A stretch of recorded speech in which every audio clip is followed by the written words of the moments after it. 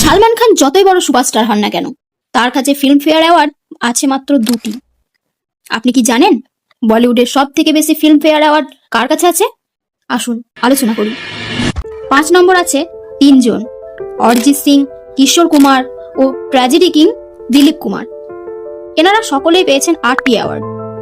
4 নম্বর আছেন আশাজি, যিনি গত মাসে আমাদের ছেড়ে তারাদের দেশে চলে গেছেন। তার ঝুড়িতে আছে 9টি ফিল্মফেয়ার অ্যাওয়ার্ড।